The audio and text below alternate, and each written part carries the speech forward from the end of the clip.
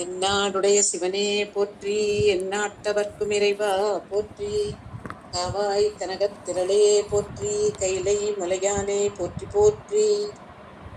மைப்பொழுதும் என் நெஞ்சில் நீங்காத இறைவனின் தாழ்வெழுத்தி என் குருநாதரின் திசை நோக்கி தொழுது அடியார் திருமக்கள் அனைவருக்கும் என் பணிவான வணக்கங்களை தெரிவித்துக் கொள்கிறேன்.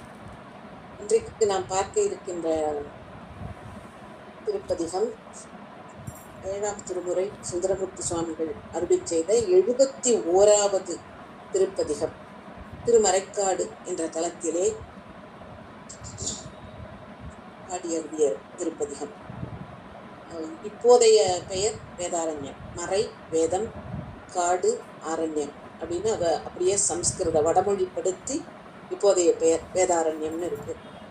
சுவாமி பேரு மறைக்காட்டுறை மைந்தன் மணாளன். மறைக்காட்டுறை மைந்தான்னு அவர் பாடுவாரு. சுவாமி அங்க பேரு மறைக்காட்டுறை மணாளன் அப்படின்னு தான் இருக்காங்க. திருமறைக்காடு அப்படின்னு நினைச்ச உடனே நம்ம அனைவர் மனதிலும் வரக்கூடிய வரலாறு கதவம் அடைக்கப்பாடியதும் திறக்கப்பாடியதும் அந்த இதுதானே. வேதங்கள் எல்லாம் பூஜித்து விட்டு போகும் பொழுது எல்லாருக்கும் தெரிஞ்ச வரலாறுங்கிறது அப்படின்னு இருந்தாலும் ஒரு சில வரிகள்ல அதை நினைச்சு பார்த்துக்கிடுவோம். வேதங்கள் பூஜித்து விட்டு கலிகாலம் நெருங்கி விட்டது, அதனால சுவாமி எல்லாரும் கிளம்பி போயிடுவோம் அப்படின்னு திருக்கோயிலை வாசலை பூட்டி விட்டு சென்றதாகவும் கதவத்தை பூட்டி விட்டு சென்றதாகவும், அதனால மக்கள் அந்த நேர்கதவை பயன்படுத்தாம பக்கத்துல இருக்கிற இன்னொரு சின்ன கதவு வழியா கோயிலுக்குள்ள சென்று வழிபாடு இயற்றி வந்தார்கள். ஞானசம்பந்த பிள்ளையாரும் நாவுக்கரசர் பெருமானும் வரும்பொழுது ஏன் நேர் வழியாக உள்ள போகாம இப்படி போறீங்கன்னு கேட்டு இருவரும் சுவாமியிடம் விண்ணப்பம் வைத்து நாவுக்கரசர் பெருமான் திறக்கப்பாட அவர் சுவாமி கதவை திறந்து அருளினார். அப்ப திறக்கப்பாடியாச்சு, இப்போ அடைக்கப்பாடுவோம்னு சொல்லிட்டு ஞானசம்பந்த பிள்ளையார்கிட்ட இவர் வேண்டுகோள் வைக்கார். அப்புறம் அவர் பாடியவுடன் அடைத்து கொண்டது. அதுக்கப்புறம் நேராக உள்ள கதவே திறக்கவும் அடைப்பவுமாக இருந்தது அப்படிங்கிறது. அதுல உள்ள நுணுக்கம் எல்லாம் நம்ம வேற இடங்கள்ல நம்ம பார்த்துருக்கோம் இல்லையா. அப்படி ஒரு திருத்தல வரலாறு உண்டு. இது தவிர இன்னொரு வரலாறுன்னு சொல்றாங்க. என்னன்னா, இப்ப நம்ம பகுதியில, அதாவது திருநெல்வேலி பகுதியில அவ்வளவு இந்த மாதிரியான கோவில் அமைப்பு இருக்காது. மூலஸ்தானத்துல கருவறையில லிங்க திருமேனி இருக்கும், அவ்வளவுதான். பின்னாடி சுதை சிற்பங்கள் இருக்காது. ஆனா கொஞ்சம் அந்த கும்பகோணம் அந்த பக்கம்லாம் போனாலே லிங்க திருமேனி கருவறையில இருக்கும். அதுக்கு பின்னாடி சுதை சிற்பமாக சுவாமி அம்பாள் அப்படி கோலங்களோட திருமண கோலமோ அல்லது அமர்ந்த கோலத்திலோ நமக்கு காட்சி கிடைக்கும். அந்த அந்த பகுதியில் உள்ள கோயில்கள்ல அதுதான் அமைப்பு. சுவாமி அம்பாள் திருக்கல்யாணத்திற்கு அனைவரும் வர தெற்கு தாழ வடக்கு உயர அப்படின்னு அந்த அந்த கதை எல்லாரும் கேட்டிருப்போம் இல்லையா. அப்படி போன அகத்தியருக்கு திருமறை காட்டிலே திருமண கோலம் காட்டினார். ஒரு நிறைய இடங்கள்ல பாபநாசம் சொல்லுவாங்க திருமண கோலம் காட்டிய இடம்னு. அப்படி நிறைய இடங்கள் சொல்றதுல திருமறைக்காடும் ஒண்ணு. அதுக்கு என்ன அதுக்கு ஆதாரமா என்ன சொல்றாங்கன்னா, கருவறையில லிங்க திருமேனிக்கு பின்னாடி திருமண கோலத்திலே சுவாமி அம்பாளும் இருப்பாங்க என்று கூறுவார். அப்படி லிங்க திருமேனிக்கு பின்னால அப்படிப்பட்ட ஒரு சுதை சிற்பம் அமைந்த திருக்கோயில், பெரிய கோவில். வாய்ப்பு கிடைக்கும் பொழுது போய் பார்த்துட்டு வரலாம் எல்லாருமே. அதுல பாடல்கள் பார்த்தோம் அப்படின்னா, முதல் பாடல்லையே சுந்தரமூர்த்தி சுவாமிகள் அம்மையின் பெயரை குறிப்பிட்டு விடுகின்றார். நமக்கு அந்த திருக்கோயிலை பற்றி செய்திகள் எல்லாம் வரும்பொழுது பதிகங்களிலேயே அதுக்கு உள்ளேயே சொருகி நமக்கு தந்துருவாங்க. எப்படி அவர் மறைக்காட்டுறை மைந்தான்னு பாடினாரோ அதே மாதிரி இவரும் முதல் பாட்டிலேயே யாழை பழித்த அப்படின்னு உமையம்மையின் பெயர், அங்க இருக்கிற அம்பாளின் பெயரை சொல்லியே முதல் பாடல் ஆரம்பிக்காரு. உமையம்மை அவள் எவ்வளவு இனிய குரல் உடையவள். அவளுடைய குரல் யாழின் இசை அத நல்லாவா இருக்கு அப்படின்னு கேட்கிற அளவுக்கு யாழின் இசை நல்லா இல்லைன்னு சொல்லிடுவோமா, அவ்வளவுக்கு இனிமையான குரல் உடையவள் அம்மை. அவளை ஒரு பாகத்திலே கொண்டிருக்கின்றான் ஐயன்.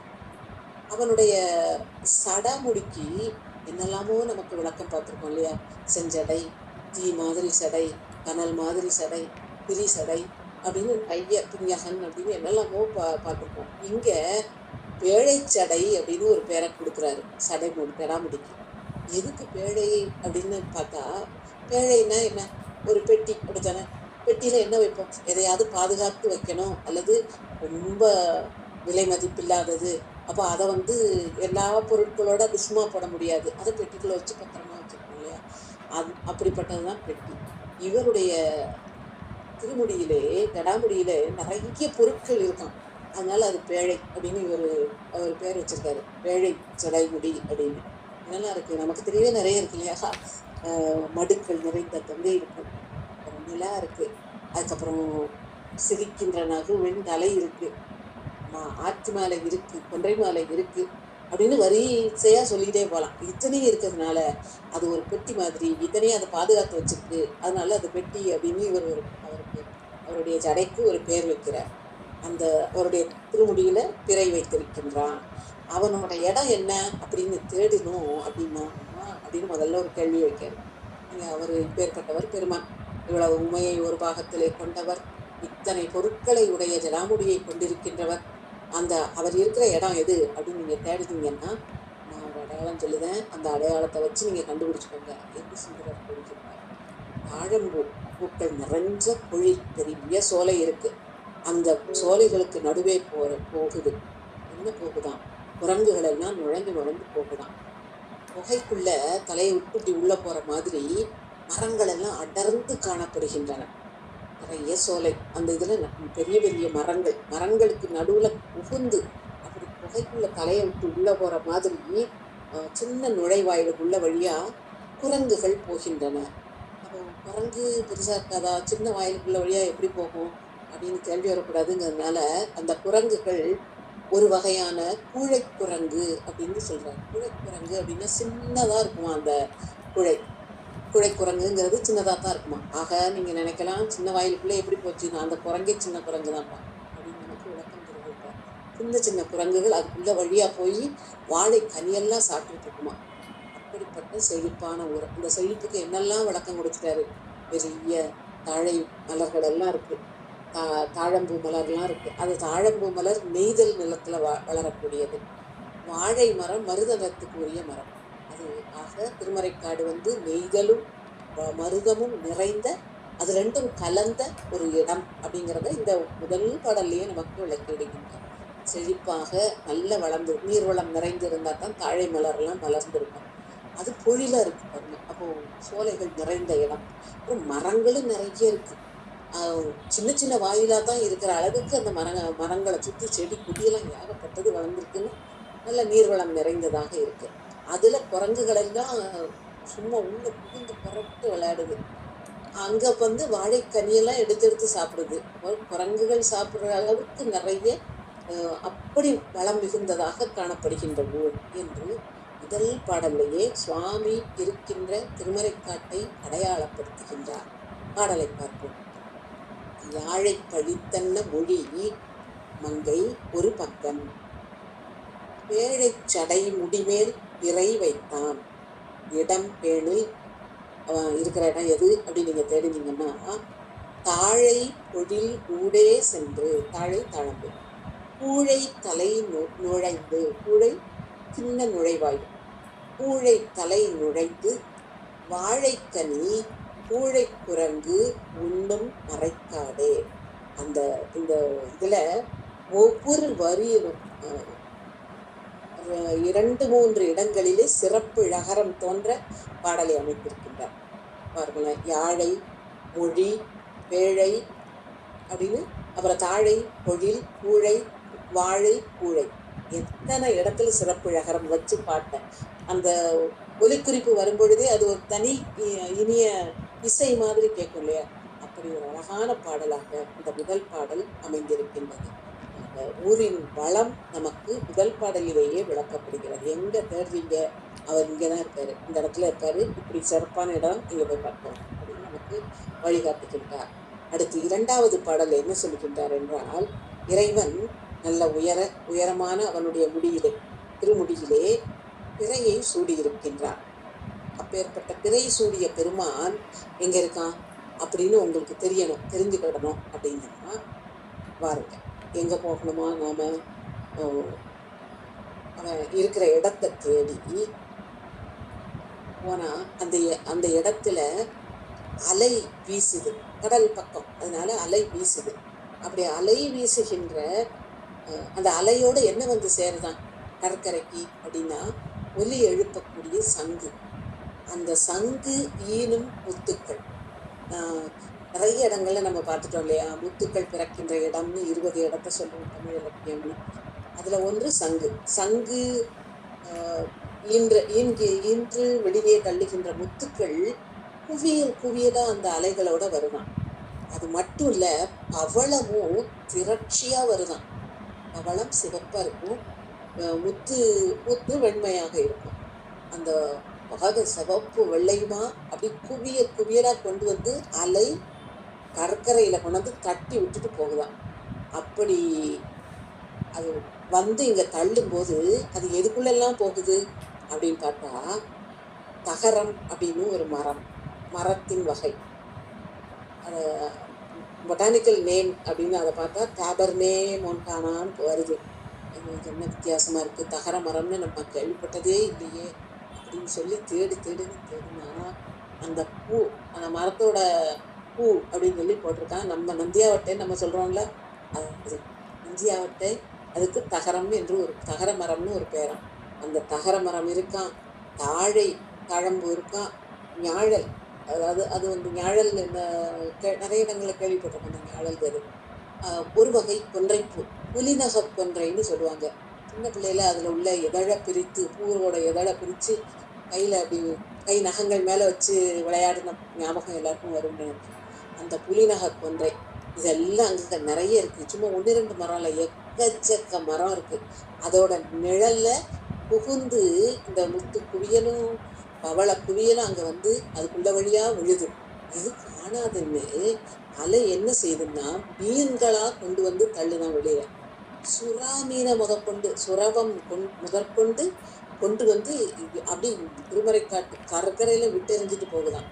அவ்வளவு செழிப்பு, அங்க உள்ள இடமில்லாது போல இருக்கு. அவ்வளவுக்கு வெளியில கொண்டு தள்ளி கடற்கரையில விலை உயர்ந்த முத்துக்கள், விலை உயர்ந்த பவள கொத்துக்கள், அப்புறம் இத்தனை மரங்களும் இருக்கு, மலரக்கூடிய மரங்கள் இருக்கு. அலை வந்து மீன் சுரவம் எல்லாத்தையும் கொண்டாந்து இங்க தள்ளிட்டு போகிறான். இப்படிப்பட்ட செழிப்பான ஊர்ல நீங்க சாமி இருக்காங்க என்று நமக்கு கூறுகின்றார். 2வது பாடலை பார்ப்போம். சிகரத்திடை இளவெண்பிறை வைத்தான், இடம் தெரியில் முகரத்திடை முத்தின் ஒளி பவள திரள் ஓத, தகரத்திடை தாழை திரள் ஞாழல் திரள் நீழல் மகரத்தொடு சுரவம் உணர்ந்து எற்றும் மறைக்காடே. மகரம் மீன், சுரவம் ஒரு வகை மீன். இப்படி இத்தனை மீனையும் கொண்டு தள்ளுது. அங்க வகை வகையா மரங்கள் இருக்கு, முத்துக்கள் வந்து குவியுது, சங்குகள் வந்து குவியுது அப்படின்னு அந்த ஊரின் சிறப்பு நமக்கு விளக்கப்படுகின்றது. இப்படி செழிப்பான ஊர், அதிலே தான் நீங்க தேடுற சுவாமி எழுந்தருளிருக்கின்றார் என்று கூறுகின்றார். அடுத்து 3வது பாடலிலே என்ன கூறுகின்றார் என்று பார்த்தால், நமக்கு வேதத்தை விரிவாக விளக்கி கூறியவன் எம்பெருமான். அதன் 6 அங்கங்களை நமக்கெல்லாம் எடுத்து ஓதியவன் எம்பெருமான். அவன் இருக்கின்ற இடம் எங்களுக்கு தெரிஞ்சுட்டுப்பா அப்படின்னு சொல்றான். நீங்க என்ன கேட்கீங்களா? நான் சொல்றேன். அந்த ஊர் எப்படி இருக்குன்னா, தென்னை மரங்கள், கடற்கரையில தென்னையும் பனையும் வளரும் இல்லையா, அதை சொல்றேன். தென்னை மரங்கள் இருக்கு, நெடிய பனைமரங்கள் இருக்கு. அந்த பனைமரங்கள்ல இதுல இருந்தெல்லாம் விழக்கூடிய பனம்பழம் விழுந்து மணற்பரப்புல விழுது. அத மணற்படப்பை அப்படின்னு ஒரு சொல்லாட்சியை காட்டுகின்றார். இந்த மணற்படப்பைங்கிறது என்ன அப்படின்னா, பனங்கொட்டை இருக்கு இல்லையா, இந்த பனங்கொட்டையை காய வைக்கக்கூடிய இடத்திற்கு படப்பைன்னு பேரான். ஆக அந்த பக்கத்துல நிறைய மரங்கள் இருக்கு. அப்போ கொட்டையெல்லாம் நிறைய கிடைக்கும், அதை அவ்வளோத்தையும் காய வைப்பார்கள். அந்த இடத்துல அங்கெல்லாம் இருக்கு. அங்க சங்குகள் நிறைய இருக்கு, இப்பிகள், அதுவும் ஒளி வீசுகின்ற இப்பி, சிப்பி என்று நம்ம சொல்லுவோம் இல்லையா, ஒளி வீசுகின்ற சிப்பிகள். அப்புறம் வலம்புரி, இந்த வலம்புரி சங்குங்கிறது ரொம்ப அரிதாக நமக்கு கிடைக்கக்கூடியது, பூஜைக்கு உகந்தது என்று கூறுவார். நம்ம கார்த்திகை சோமவாரத்துக்கெல்லாம் சங்காபிஷேகம் பண்ணுவாங்க இல்லையா, அதுக்கெல்லாம் இந்த இது வலம்புரி சங்கு வைத்து பண்ணுவது ரொம்ப விசேஷம் என்று கூறுவார். வலம்புரிகள். அப்புறம் இது அவ்வளவும் அப்படி வந்து எரிஞ்சிட்டு போகுது அலை. போன இதுலேயே பார்த்தோம், அதே மாதிரி தான் இதுலேயும் சொல்கிறாரு. வலம்புரிகள் எல்லாம் கொண்டு எரிஞ்சிட்டு போகுது. அங்கே அந்த கடற்கரையில் கடலில் கையை கூப்பிக்கிட்டு வர்ற மாதிரி மரக்கலங்கள், அது கடற்கரை என்பதால் மரக்கலங்கள் வாணிகம் செய்வதற்காக இருக்கலாம். அப்படி வரக்கூடிய மரக்கலங்கள் கை கூப்பிட்டு வர்ற மாதிரி உயர்வா கையை தூக்கி கூப்பிடுற மாதிரி இருக்கான். அது என்ன கற்பனை தெரியுதா? பாய்மரத்தை விரித்து இருக்கும் பொழுது, இப்ப யோசிச்சு பாருங்க, பாய்மர கப்பலை நம்ம என்னைக்கா, நான் நினைச்சதில்லை, என்னைக்காவது நினைச்சு பார்த்துருப்போமா கையை தூக்கி வணங்குது அப்படின்னு. பாய்மரம் நான் சின்ன பிள்ளையில வரைய சொன்னா அப்படி ஒரு படகு, அதுல 2 நடுவுல ஒரு கோடு, இந்த பக்கம் ஒரு பாய்மரம் அந்த பக்கம் ஒரு பாய்மரம் வரைஞ்சி 2 குச்சி மனுஷன் எல்லாம் வரைஞ்சிருக்கோம்.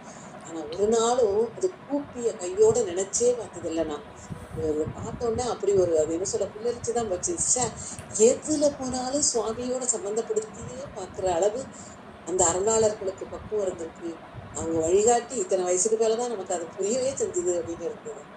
அப்படி கையை கூப்பி கொண்டு இருப்பது போல பாய்மரத்தை விரித்து கொண்டு நிறைய மரக்கலங்கள் அந்த கடற்கரையிலே வந்தது. அது வந்து இருக்கின்ற இடம்தான் மறைக்காடு. ஆக நான் சொன்ன மாதிரி எனக்கு தெரிஞ்சுட்டா அப்படின்னு இந்த 3வது பாடலை கூறுகின்றார். அங்கங்களும் 6 அங்கங்கள் சொல்லுவோம் இல்லையா, மறை 4 அங்கங்களும் மறை 4 விரித்தான் இடம் அறிந்தோம். தெங்கங்களும் நெடும் பெண்ணை நீண்ட பனைமரம், நெடும் பெண்ணையும் பழம் வீழ் மணற்கடப்பை, சங்கங்களும் இலங்கு இப்பியும் வலம்புரிகளும் இடறி, வங்கங்களும் உயர் பூம்பொடு வணங்கும் மறைக்காடே. வங்கம் மரக்கலம், மரக்கலங்கள் உயர் கூம்பு கையை வச்சு கும்பிடுற மாதிரி காணப்படுகின்ற பாய்மரங்களோடு வருகின்ற இடம் என்று திருமறைக்காட்டை நமக்கு, எனக்கு தெரிஞ்சுட்டு இங்கதான் இருக்கார் சாமி என்று நமக்கு கூறுகின்றார். அடுத்த பாடலிலே என்ன கூறுகின்றார் என்றால், இறைவன் அவனுடைய தோற்றம் எப்படி இருக்கின்றது அப்படின்னா, மனசு வந்து தேடுதான், இந்த சுவாமி எங்க இருக்காரு அப்படின்னு தேடுதான். அந்த மனசுக்கு அவர் சொல்லுவார், நீ தேடுற இல்லப்பா, இந்த சாமியை தேடுற இல்லை, அவரை இந்த இடத்துல போய் பாரு அப்படின்னு மனதுக்கு வழிகாட்டுகின்றார். சுவாமி எப்பேற்பட்ட உயர்வானவன் அப்படின்னா, அவன் பஞ்சவடி அணிந்திருக்கின்றான். அந்த பஞ்சவடி என்பது பூணூல், தலைமுடியினால் திரித்து செய்யப்பட்ட பூணூல். பொதுவா நாம இப்ப பார்க்கின்ற முக்குறி நூல் நூலினால், பஞ்சிலிருந்து எடுக்கப்பட்டு நூலினால் செய்யப்பட்ட பூணூல். ஆனா இவர் சுவாமி பஞ்சவடி அணிந்திருக்கின்றார். அந்த பஞ்சவடியும் சாதாரண முடியினால் செய்யப்பட்டதல்ல, நரைத்த முடியினால் திரித்து செய்யப்பட்ட பஞ்சவடியான். ஏன் அப்படின்னா, தேவர்கள் எல்லாம் இருக்காங்க இல்லையா, அவர்கள் எல்லாம் ரொம்ப காலமாக இருப்பவர்கள். அதனால வயதில் மூத்த அவர்களுக்கு நரைத்த முடிதான் இருக்கும்.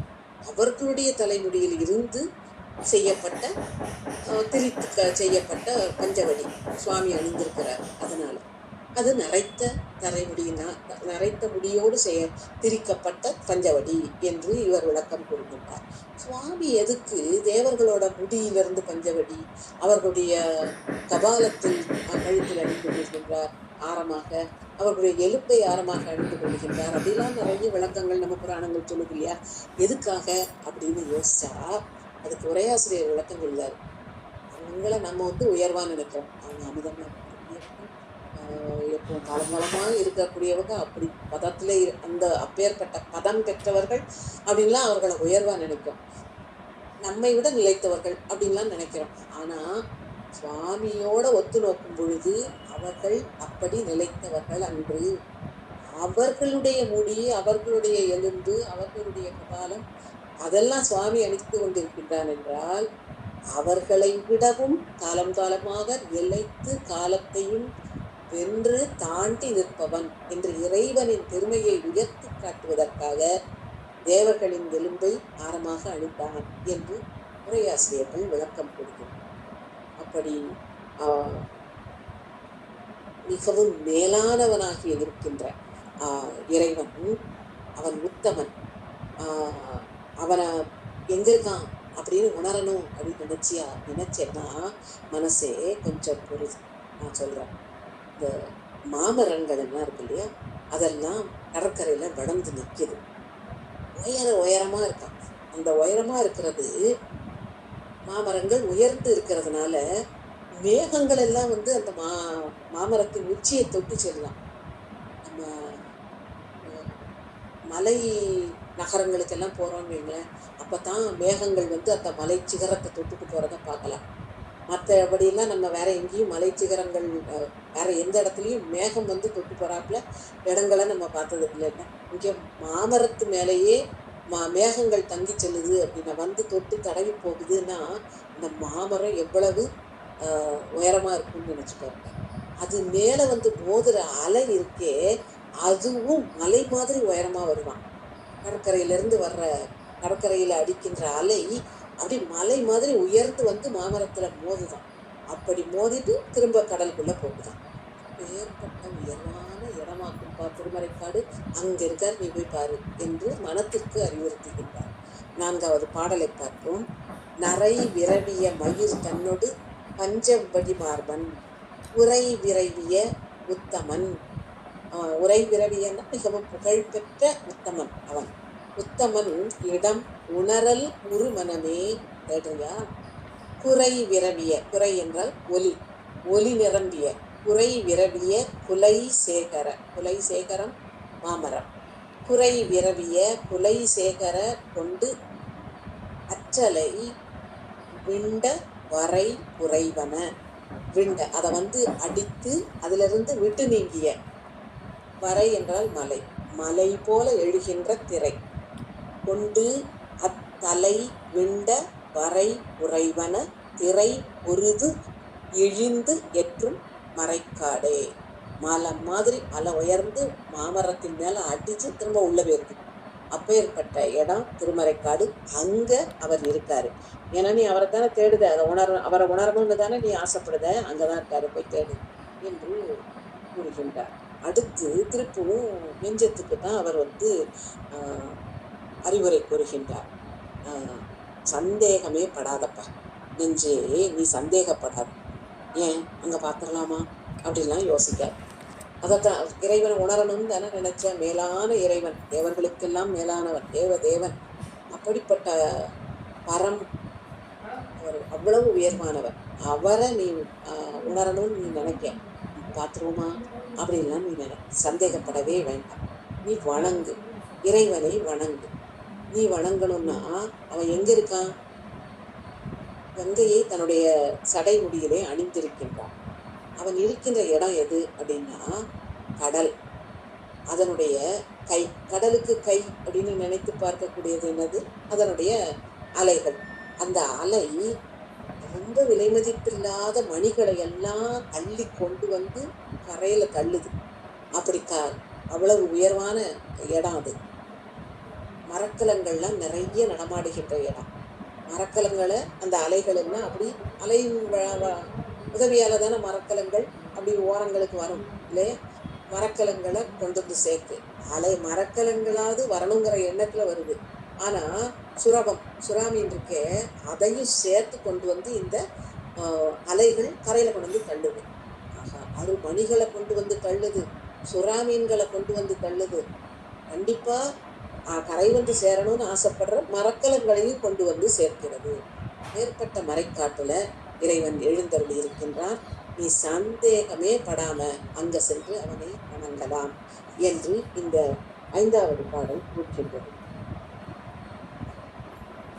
சங்கை பட நினையாது எழு நெஞ்சே. சங்கை சந்தேகம், ஆசங்கையை உணர்த்துமாறு முதலிற்று அப்படின்னு சொல்லுவார் இல்லையா சிவஞான முனிவர். ஆசங்கை என்றாலும் சந்தேகம், அந்த சந்தேகத்தை விளக்குமாறு கூறுகின்றது என்ற பொருளில் கூறுவார்கள்.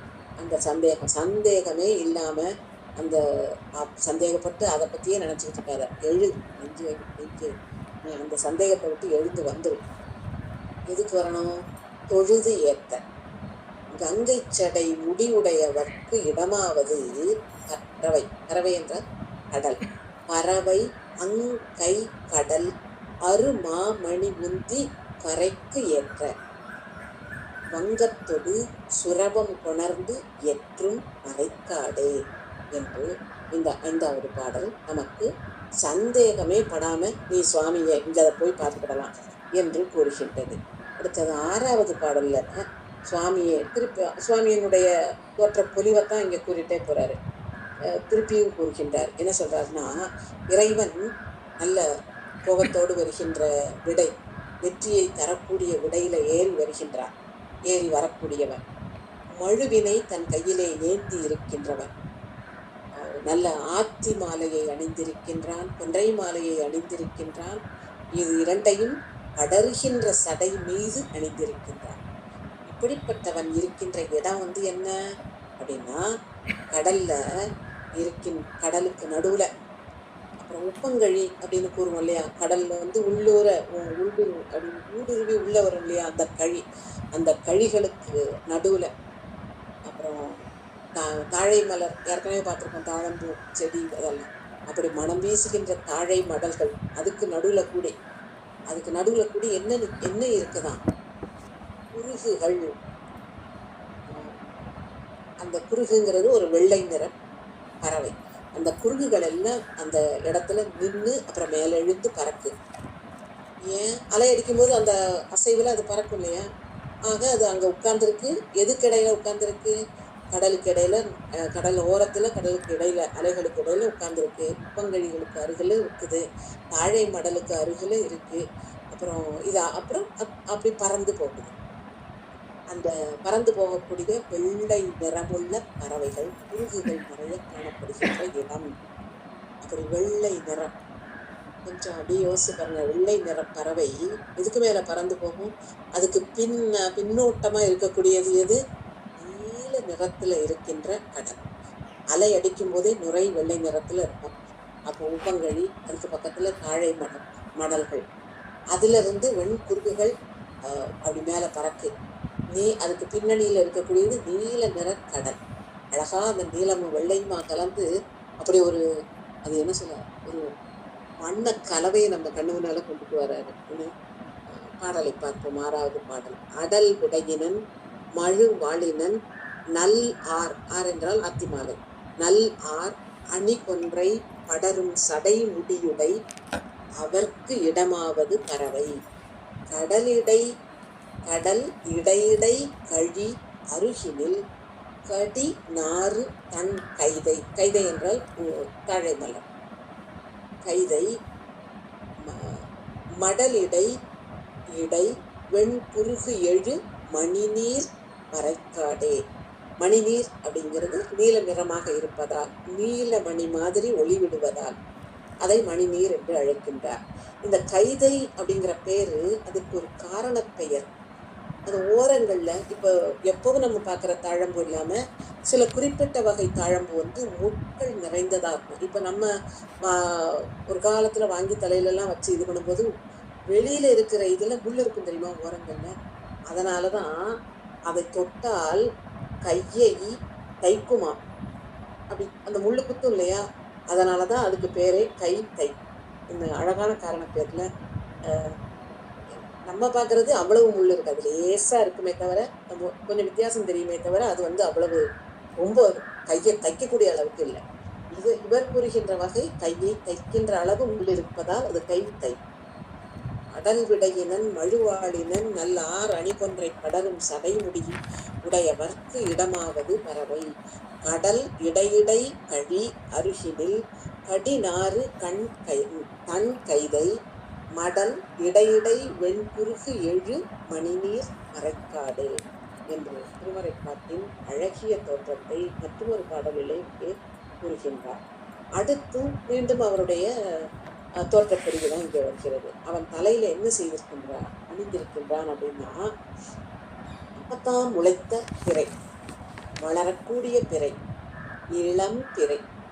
இப்போ அந்த பிறையை உடையவன் அவன் களைய எப்படி ஒரு உழவன் களைகளை களைந்து எறிவானோ, ஏன் அந்த களையெல்லாம் களைந்து எறிந்தால்தான் பயிர்கள் செழித்து வளரும் என்பதனால் பயிர்கள் மேல் கொண்டுள்ள அக்கறையின் காரணமாக உழவன் அதை களைவான். அதே மாதிரி உயிர்கள் செய்த வல்வினைகள் இருக்க, இதெல்லாம் இந்த உயிர்களுக்கு ஒரு விலங்கு மாதிரி கஷ்டப்படுத்திக்கிட்டே இருக்கும். பக்குவப்படுகின்ற ஆன்மாக்களுக்கு அந்த வல்வினைகளை எல்லாம் களைகள் மாதிரி களைந்து எரியக்கூடியவன் இறைவன். அப்படிப்பட்ட பேர் அருளாளன் அவன். தன்னுடைய கண்டத்திலே நஞ்சை அடக்கியதால் நீல நிறமாக நீல கண்டனாக இருக்கின்றவன். அவன் இருக்கின்ற இடம் எது அப்படின்னு பார்த்தா நீலகண்டன் அப்படின்னு சொல்லிட்டு சென்னல் இருக்கே, அது விளைந்திருக்கான். எப்படி விளைந்திருக்கான்? வளைந்து விளைந்திருக்கான்.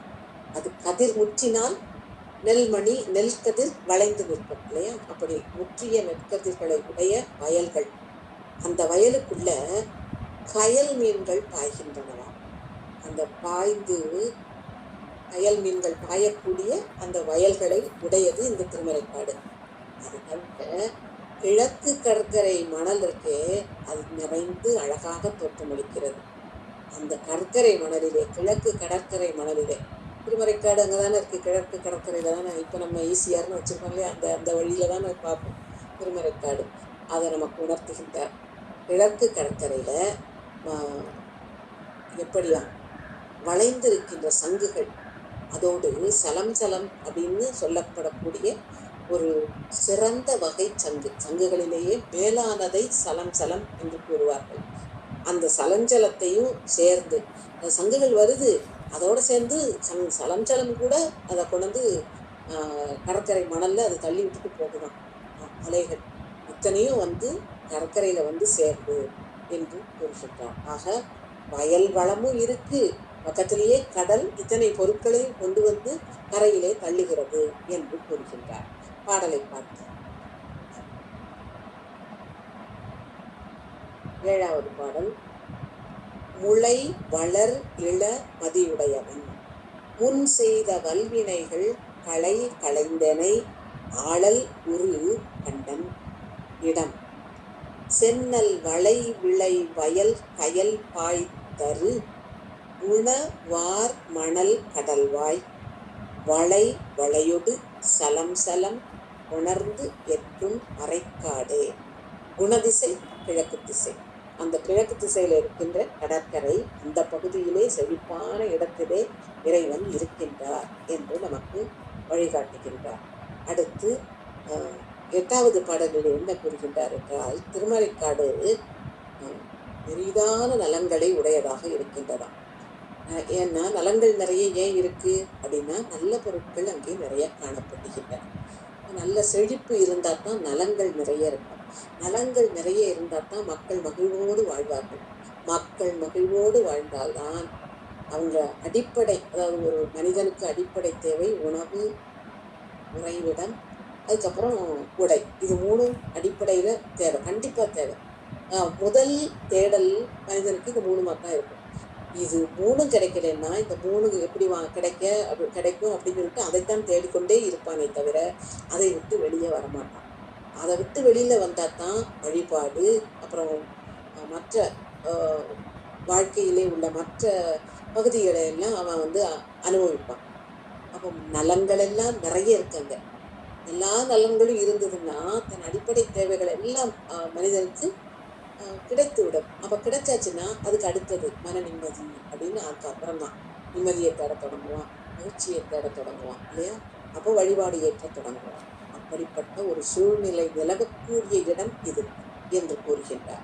நலம் பெரியன அப்படின்னு ஆரம்பிக்கிறது. சரி, பெரிய நலங்கள் இருக்கும். நலங்கள் இருந்தால் என்ன காரணம்? இது காரியம். அதன் காரணம் என்ன? இதுக்கு காரணமாக இருந்தது என்ன? இறைவனுடைய அருளால் அந்த இடத்துல செழிப்பு, வளமை எல்லாம் இருக்கு. அதனால நலங்கள் எல்லாம் நிறைய இருக்கு. அப்புறம் அங்கே நிறைய வண்டுகள் ஆடுகின்றன.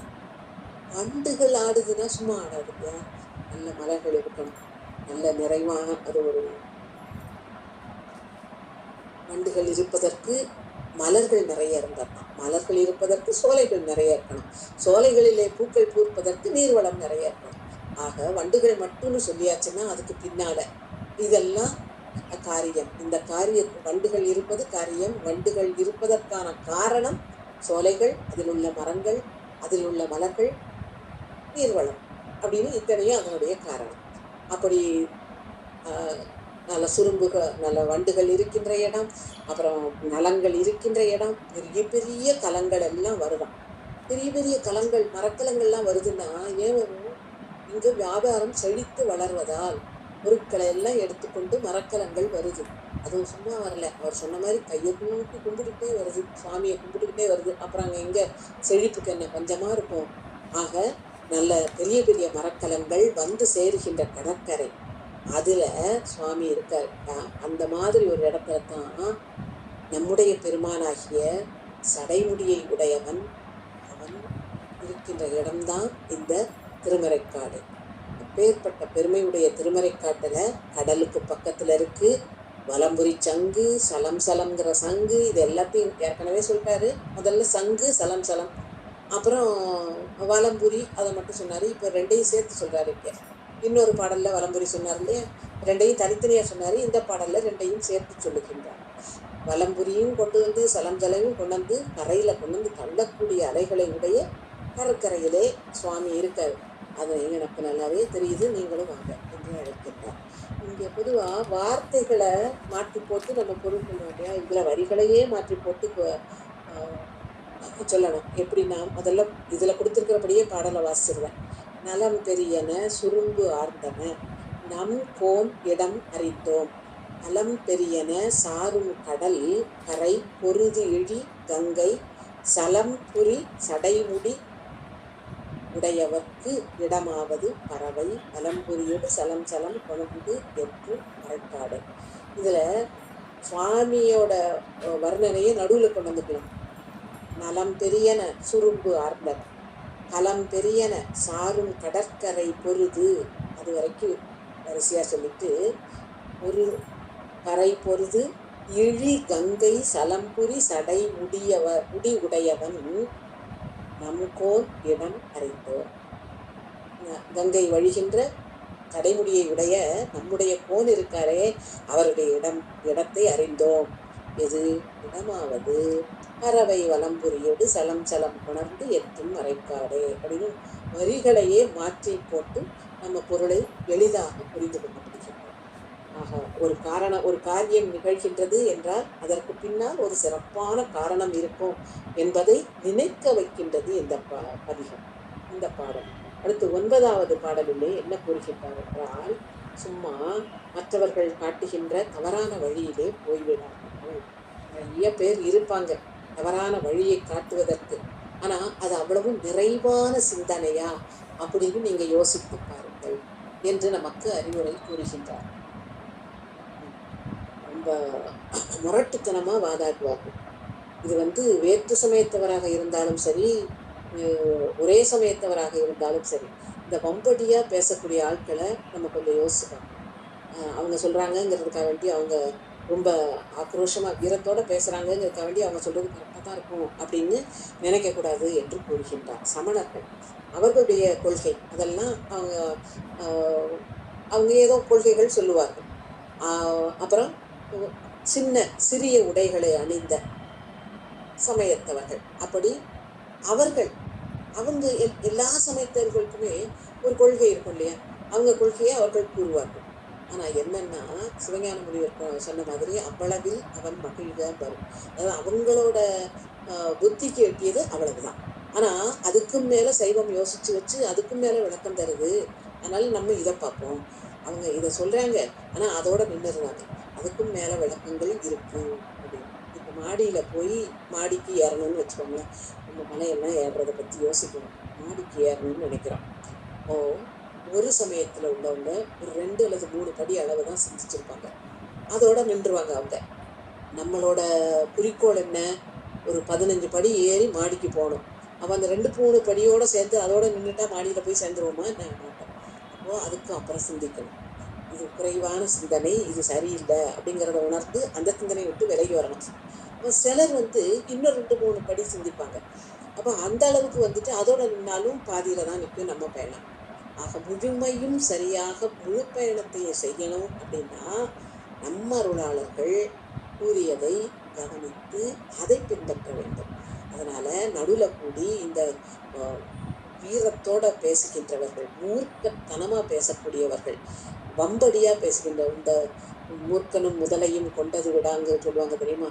நான் பிடிச்ச முயலுக்கு 3 கால், இதுதான் சரி அப்படின்னு சொல்லிட்டு நம்மளை அப்படி பேசும்போது நமக்கு கேட்ட உடனே நினைப்போம், ஓ இப்படி இது சரிதானோ, இவங்க சொல்றது இப்படி கோபமா சொல்றாங்களே, இவங்க சொல்றது சரி மாதிரி தெரியுதே அப்படிலாம் நம்மளை எண்ண வைத்து விடுவார்கள். ஆனா கொஞ்சம் அதை விலக்கி வைத்து விட்டு யோசிக்கணும், இவங்க சொல்றது சரியா அப்படின்னு யோசித்து அதை விட்டு விலகி வந்துடணும். அப்புறம் சமணர்கள் கூறுகின்ற கருத்து, குறுகிய உடையுடையவர்கள் கூறிய கருத்து, அவங்கெல்லாம் குறையாகத்தான் எதையும் கண்டிருக்கின்றார்கள். அதனால அவர்கள் கூறுகின்ற கருத்தை மனசுல வச்சுக்கிடாத, அதை விட்டுட்டு கையெடுத்து கும்பிட்டு விட்டு அதை மனசுல வச்சுக்கோ, அதை மறந்துடாத அப்படின்னு அறிவுரை கூறிவிட்டு கையெடுத்து கும்பிடுங்க. யாரை கும்பிடணுமா? எண் தோள் உடைய எம்பெருமானை வணங்கு, 3 கண்களை உடைய எம்பெருமானை வணங்கு, 7 விசையாகவும் 6 கால்களை உடைய வண்டுகள் ஆடுகின்ற பொழில்கள் மலர்கள் நிறைந்த பொழில்கள் சூழ்ந்த திருமறைக்காட்டு எம்மானை வணங்கு என்று கூறுகின்றார். எங்க சுவாமியை வணங்குன்னு சொல்ற இடத்துல நம்ம பத்தி அவர் தெரிஞ்சு வச்சிருக்காரு. இங்க நடுவுல கூடி எங்கேயாவது பிச்சுக்கிட்டு போயிடுவாங்க. இவங்க சொன்னாங்க, என்னவா இருக்கு இப்படி இந்த விசேஷ பூஜையை கொண்டாடலாம் அப்படின்னு சொன்னாங்க அப்படின்னு சொல்லிட்டு வழிமாறி போற ஆட்கள் எத்தனையோ பார்த்துருக்கோம் இல்லையா? அது நல்ல கண்ணுக்கு கவர்ச்சியா இருக்கும். ஆகா நல்ல நேரம் போயிருமே அப்படின்னு. இந்த வகை விரதத்தை இப்படித்தான் செய்யணும் அப்படின்னு நம்ம பெருமக்கள் அருளாளர்கள் கூறி சென்றிருப்பார்கள். ஆனா அந்த பழக்கத்தெல்லாம் மறந்துட்டு கவர்ச்சியா இருக்கு, வம்படியா பேசுறாங்க, அவங்க சொல்றது சரியா இருக்கும் அப்படின்னு சொல்லிட்டு அப்படியே விரதத்தை மறந்து இறைவனை வழிபடுகின்ற தன்மையை மறந்து நம்ம வழிமாறி போயிடலாம். அப்படிலாம் போயிடாதீங்கன்னு அப்பவே சொல்லி வச்சிருக்காரு. குண்டாடியும், குண்டாடி அப்படிங்கிறது வம்படியா பேசக்கூடியவங்க, மூர்க்கத்தனமா பேசக்கூடியவர்கள். குண்டாடியும் சமன் ஆடியும் குற்று உடுக்கையர் தாமும் கண்டார்.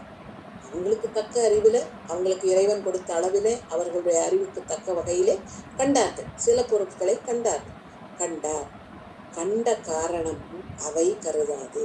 அவர்கள் கண்டது முழுவதுமான மெய்ப்பொருள் அன்று. அதனால அதை போய் நினைக்காத, கருதாது.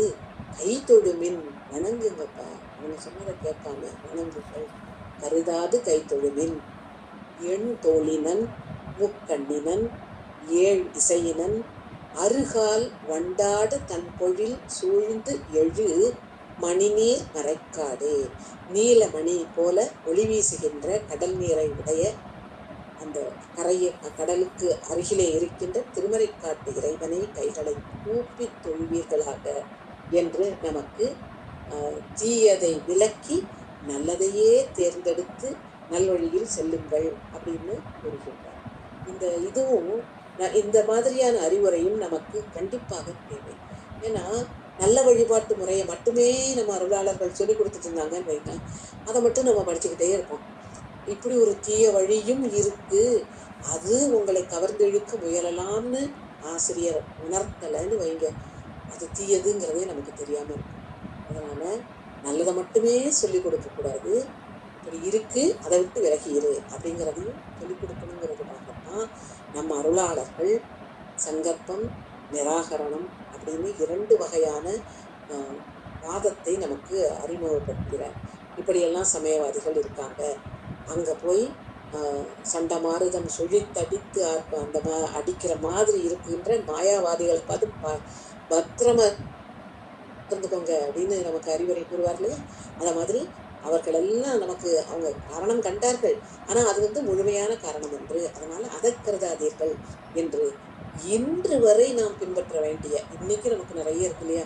இவங்க நம்மள மாதிரியே திருநீர் பூசுவாங்க, நம்மள மாதிரியே சிவ விரதங்கள் எல்லாம் இருக்காங்களே, அதைத்தானே வழிபாடு நடத்துறாங்க, அப்ப அந்த வழிபாடை நாமளும் பின்பற்றலாம் இல்லையா அப்படிங்கிற எண்ணம் நமக்கு வரும் இல்லையா? அப்போ இதை யோசிச்சு பார்க்கணும். இல்லை, வழி வழியாக முறைப்படி விதிப்படி நம் விரதங்கள் எப்படி நடக்கும், வழிபாடுகள் எப்படி நடக்கணும்னு நம்ம அருளாளர்கள் கூறியிருக்கின்றார்கள். திருக்கோயிலே என்னென்ன வழிபாடுகள் செய்யப்படுகின்றன அதெல்லாம் பின்பற்றுகின்றார்களா? அப்படி பின்பற்றினால் மட்டுமே அதை நாமும் பின்பற்ற வேண்டும்.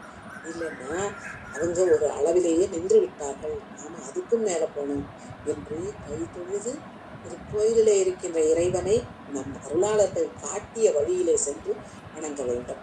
அடுத்து வழக்கம் போல 10வது பாடல் பதிக பலன் சொல்லுகின்ற பாடலாக அமைந்திருக்கின்றது. யார் பாடுகின்றார் என்பதை முதல் 2 வரியிலே கூறியிருக்கின்றார். ஆரூர் பல குடை சூழ்வன வயல் நாவலர் வேந்தன். நாவலூர் எப்படிப்பட்ட ஊரா? நாவலூர் வேந்தன் என்று தன்னை கூறுகின்றார். நாவலூர் எப்படிப்பட்ட ஊரா? பக்கத்திலே நிறைய ஊர் இருக்கும், சுற்றி ஊர் தான் இருக்கு அங்க நாவலூருக்கு சுற்றி. அந்த மாதிரி இருக்கின்ற நாவலூர், அதிலே பிறந்த சுந்தரமூர்த்தி சுவாமிகள் நாவலர் வேந்தன் என்கின்றார். யாரை பாடுகின்றார்? வாரூர் வனமுலையாள் உமை பங்கன். இந்த ஊர்ல இருக்காரு மறைக்காட்டை. திருமறைக்காட்டிலே எழுந்தருள் இருக்கின்றார். கச்சு அணிந்த உமையம்மையை ஒரு பாகத்திலே கொண்டிருக்கின்றார். ஆடியது சுந்தரர், பாடப்பெற்ற பதி திருமறைக்காடு இறைவன், உமையம்மையை பாகமாக கொண்ட இறைவன்.